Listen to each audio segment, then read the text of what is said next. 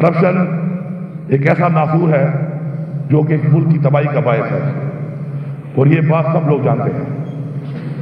جو لوگ حلف کے اوپر یہاں قرآن اٹھانے کو تیار ہیں وہ کھڑے ہو جائیں کہ نہ ہم کرپشن کریں گے اور نہ ہم کرپشن کے لیے چھوڑیں گے۔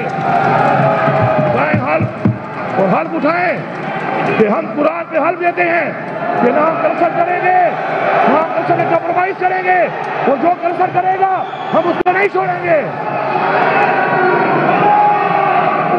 اور یہ ساری عوام کو میں پیغام دے رہا ہوں، پختونخوا کی ساری عوام کو میں پیغام دے رہا ہوں کہ آپ جہاد کریں کرپشن کے خلاف، ہم آپ کے ساتھ ہیں۔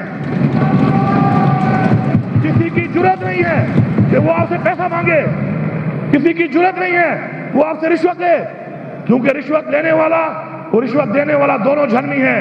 نہ ہم جہنمی بنیں گے اور نہ کسی کو جہنمی بننے دیں گے۔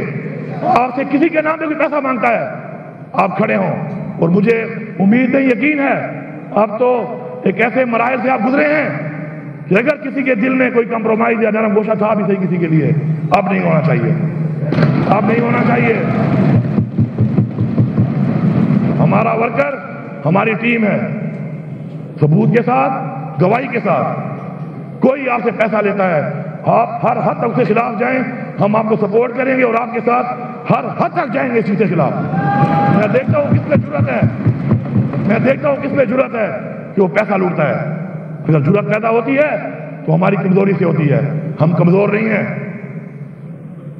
ہمیں اللہ تعالیٰ کا حکم ہے، یہ ایک جہاد ہے جو ہم نے کرنا ہے، اور اگر یہ جہاد ہم نے کر لیا تو انشاءاللہ ہمارے 90% سے زیادہ مسائل اسی پہ ہی حل ہو جائیں گے۔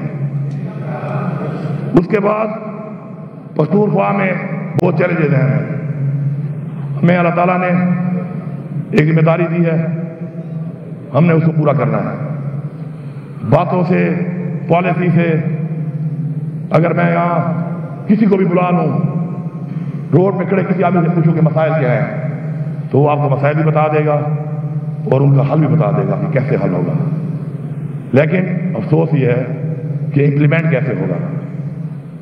کارکردگی یہ ہے کہ آپ امپلیمنٹ کیسے کرتے ہیں، کتنے % کرتے ہیں، اس کو ہم نے اس پہ فوکس کرنا ہے۔ انشاءاللہ ہمارے صوبے کا سب سے بڑا چیلنج ہم سب سے پہلے ختم کریں گے وہ ہے دہشت گردی۔